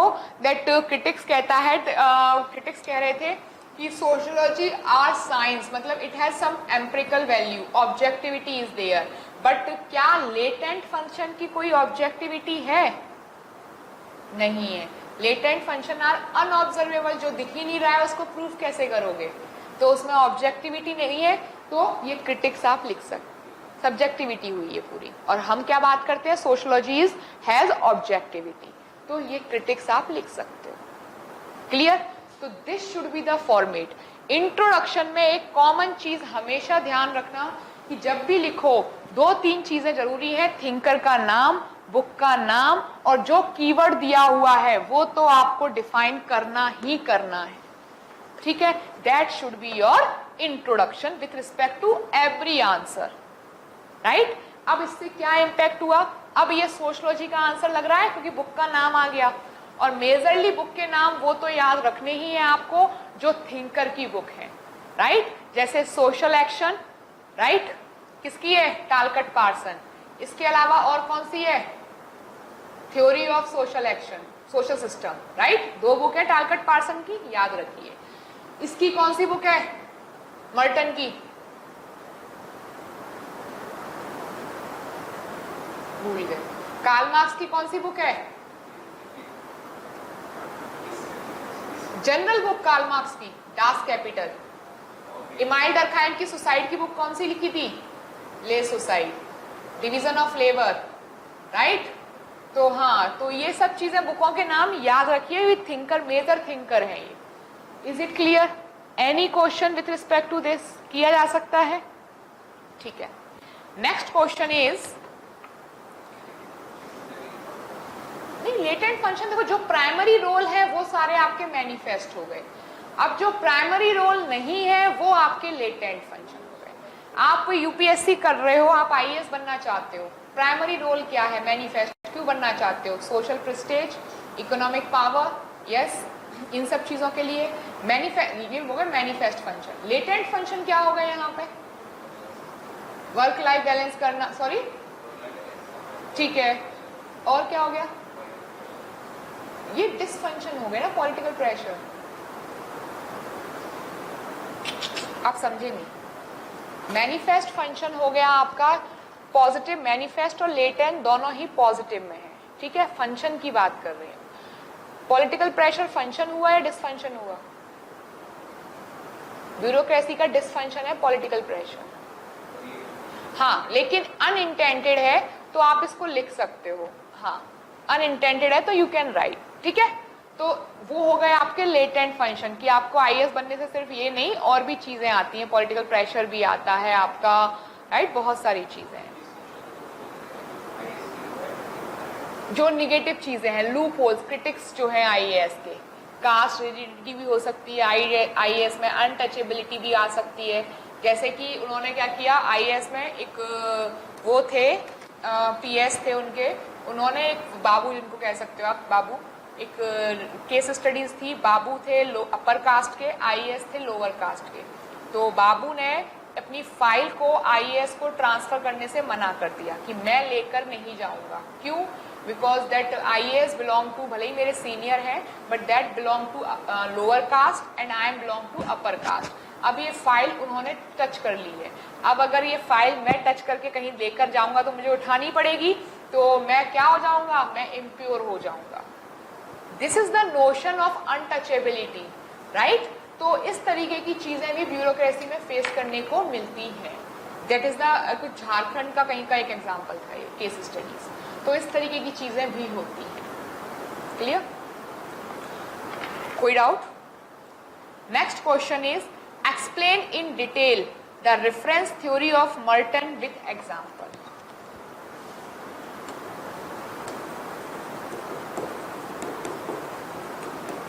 Explain in detail the reference theory of Merton with example. जब जब इस तरीके का क्वेश्चन हो, एक्सप्लेन इन डिटेल, इसका मतलब यहाँ पे देखो मर्टन की क्या बात की गई है? रेफरेंस थ्योरी को समझाने की बात की है। मतलब यू नीड टू एक्सप्लेन और you need to give proper overview with respect to reference theory. अब यहाँ पे एक्सप्लिसिटली मेंशन किया है क्या? एग्जाम्पल। तो you have to write some example also, right. तो यहाँ पे इंट्रोडक्शन में क्या आएगा? इंट्रोडक्शन में वही थिंकर्स का नाम, मर्टन इन हिज बुक, इनकी बुक का नाम, right, has given the concept of reference theory, ठीक है। फिर रेफरेंस थ्योरी को मेन बॉडी में क्या करोगे आप? You need to a proper reference theory क्या है वो समझाओगे, देन टाइप्स भी बताओगे। 2 होते हैं, मेंबरशिप ग्रुप और नॉन मेंबरशिप को समझाओगे। एक डायग्राम मैंने बनवाया था, ये ग्रुप है एक, ये दूसरा ग्रुप है, ये इनके लिए क्या है? रेफरेंस ग्रुप, ये समझा सकते हो। प्लस इसके बाद एग्जाम्पल्स, तो एग्जाम्पल रेफरेंस ग्रुप का दे सकते हो। कई सारी केस स्टडीज अपने डिस्कस की थी, आर्मी वाली की थी, student, Indian student, US student किया था, राइट। तो इन सब के साथ क्योंकि एग्जाम्पल पूछा है वो आप समझा सकते हो। क्लियर? प्रेजेंट कॉन्टेक्स्ट में इसको कंक्लूजन यहां तक छोड़ोगे ठीक है, लेकिन अगर कंक्लूजन एक लाइन का लिखना हो तो लिख सकते हो however in present context reference theory is also important as in present context also pupil belong the other pupil like there are so many student जिनके रेफरेंस ग्रुप में कौन है, cricketers are the reference groups of present, या bureaucrats are the reference group for student. Yes, so this theory is still relevant. Clear? Is it clear यहाँ तक? और नहीं लिखना है तो एक क्रिटिक्स भी डाल सकते हो. However, this theory has been criticized by, लेकिन एक्सप्लेन इन डिटेल तो क्रिटिसिज्म लिखने पड़ेंगे, ज्यादा नहीं, बस 2 क्रिटिक्स लिखने पड़ेंगे, कोई डिटेल में बात किया गया है. However, this theory has been criticized by just 2 thinkers के नाम और उन्होंने क्या बोला है वो क्या, हाँ कंक्लूजन तो एक कॉम्बिनेशन के साथ चलेगा. ठीक है, यहाँ पे क्लियर. कॉम्बिनेशन ऐसा होता है, मैंने बोला ना आपको 2 चीजें लिख सकते हो, या तो क्रिटिक्स लिखो या फिर आप एक पॉजिटिव कंक्लूजन लिखो. Positive as in present context में रिलीवेंट है, क्या ये थ्योरी प्रेजेंट कॉन्टेक्स्ट में रिलीवेंट है तो सिंपल सी लाइन लिख दो, however this theory is still relevant in modern India और इन मॉडर्न और in contemporary times as bureaucracy और bureaucrats are the reference group for students. ये लिख सकते हो. आजकल के स्टूडेंट्स के लिए ब्यूरोक्रेट्स बनना चाहते हैं, वैसे ही तो वैसे ही ट्रीट कर रहे हैं. And Bollywood celebrities are the reference group for some other students as well. Yes, तो एनी एग्जाम्पल. ठीक है, लाइक फादर लाइक सन कहते हैं ना, हर कोई अपने फादर की तरह बनना चाहता है, तो क्या है रेफरेंस ग्रुप है उनके लिए फादर. तो ये current example you can add. Clear. Next, a very simple question. Write short note, middle range theory and anticipatory socialization. इस तरीके के इंट्रोडक्शन में सबसे पहले आपको क्या करना होता है जब इस तरीके की चीज बोली गई है. शॉर्ट नोट की बात की हुई है. Question 3rd, first is middle range theory and the second is anticipatory socialization. Middle range theory, तो मिडिल रेंज थ्योरी के लिए आपको यहाँ पे पहले मर्टन का 2-3 लाइन का इंट्रोडक्शन देना पड़ेगा. Right, Merton an American sociologist has given the concept of middle range theory like neither micro nor macro, but we should follow the middle path, that is middle range theory. Right, and as per Merton, multiple middle range theories combine together and form a macro theory. Right, इसके बाद मैंने वो थे triple alliance की बात की थी इसमें. राइट, उनको समझाओगे, उनके बारे में लिखोगे. उसके बाद एक एग्जाम्पल देके मर्टन ने कहाँ यूज किया है इस थ्योरी को, वो लिख के एक क्रिटिक्स कर देना लास्ट में, that however Merton never reach to grand theory with the help of middle range theory. Clear. छोटा सा था, अच्छा था और पूरा हमने उसमें समझा दिया.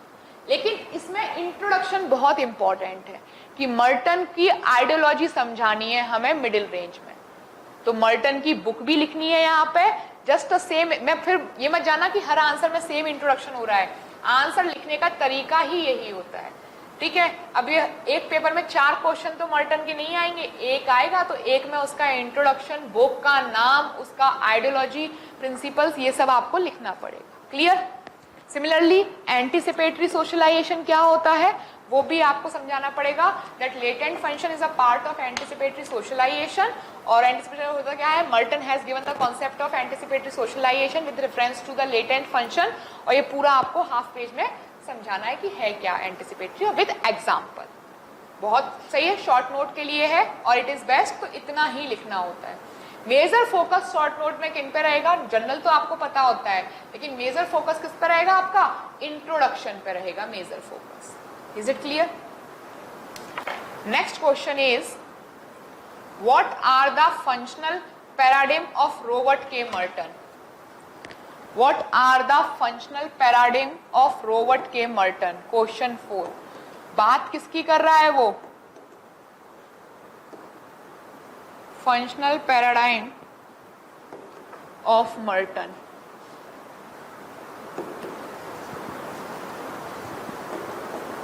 इंट्रोडक्शन में अगेन मर्टन की बुक। अब सोचो ना, आप लोगों ने याद ही नहीं की, अगर याद की होती ना तो आपको ये बार बार लिख के और रिवीजन हो जाता। हर आंसर में मर्टन की बुक लिखनी है कि नहीं लिखनी? किसी ने भी नहीं लिखी है, किसी ने भी। तो मर्टन की बुक, और मर्टन का बेसिक कॉन्सेप्ट क्या था? मिडिल रेंज थ्योरी थी मर्टन का, राइट।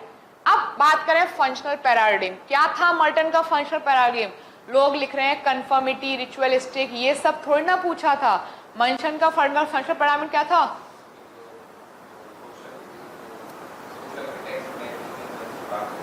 पहले तो इन्होंने बोला कि उसमें एक सोशल कॉन्टेक्स्ट या उसकी theory, right.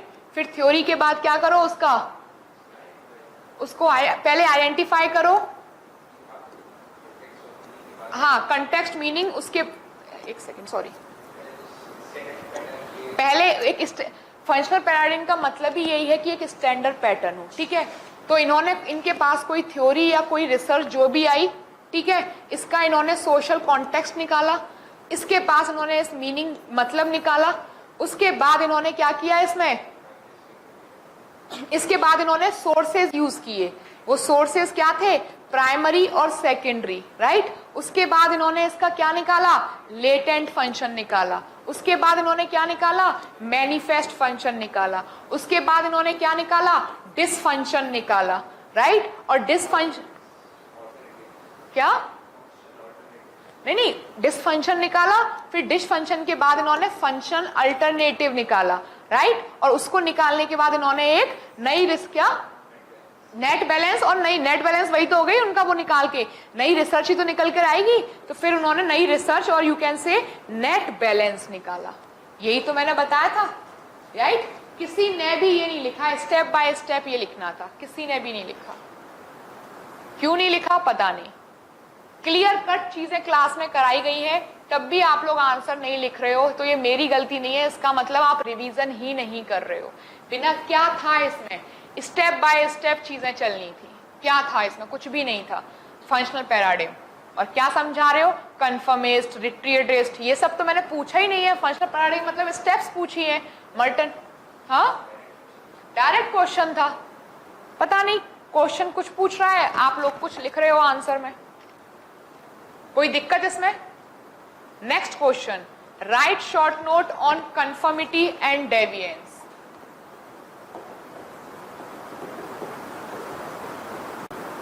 Write short note on conformity and deviance. Conformity and deviance किसके कॉन्सेप्ट थे? मर्टन के थे। इंट्रोडक्शन में again you need to give a introduction of Merton with his book name, right? Given the concept of conformity and deviance, then आपको समझाना होगा कि conformity क्या होती है, देन आपको समझाना होगा कि डेविएंस क्या होता है, राइट। और कंफर्मिटी जब समझा रहे हो तो क्या समझाओ? प्लस एग्जाम्पल्स लो कंफर्मिटी, डेविएंस में भी प्लस एग्जाम्पल लो कि डेविएंस बिहेवियर क्या होता है।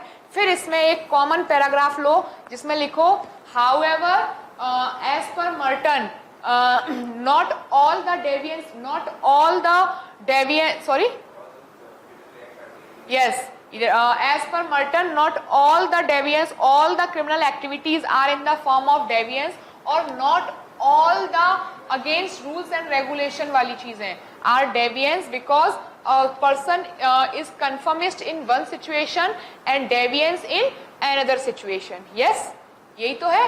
जैसे कि राजा राम मोहन राय उस टाइम पे कर रहे थे सती के लिए, तब तो वो डेविएंस दिख रहे थे, बट वो सोसाइटी के वेलफेयर के लिए कर रहे थे, और आज वो क्या हो गया? कन्फर्मिस्ट बिहेवियर हो गया, राइट।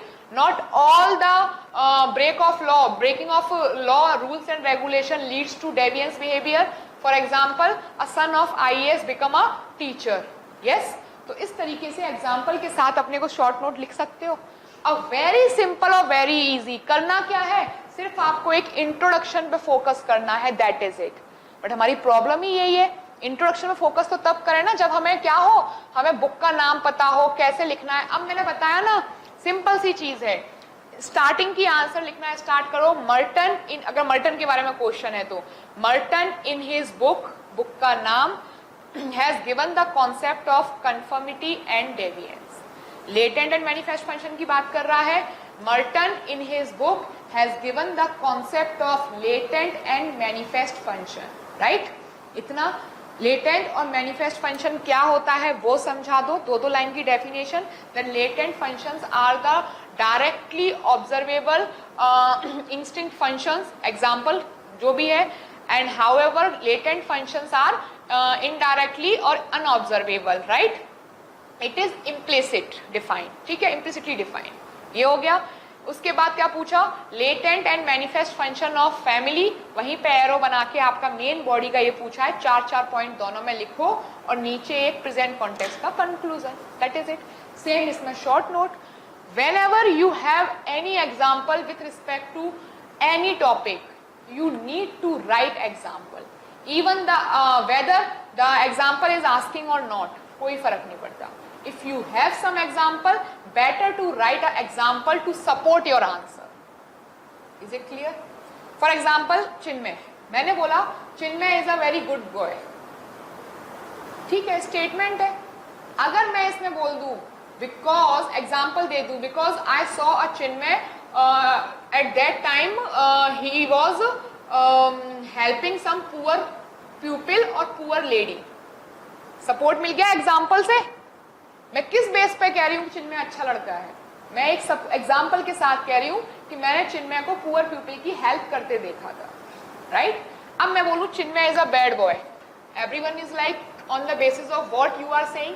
मैंने एग्जाम्पल दे दिया, मैंने कल ही चिन्मय को देखा था स्मोकिंग करते हुए, yes, because Chinmay doing smoking, yes, Chinmay consuming alcohol, yes, example because Chinmay consuming alcohol, support मिल गया। तो वो स्टेटमेंट को जब सपोर्ट मिल जाता है वो अपने आप में डिफाइन हो जाता है। तो मेक श्योर कि जब भी अपने आंसर्स लिखो इनमें क्या हो, एक एक कीवर्ड के अगले एग्जाम्पल्स लिखो और जो कीवर्ड दिया हुआ है उस कीवर्ड को डिफाइन करो introduction. Clear? This is all about the Merton test. If you have any question with regarding answer writing you can ask now.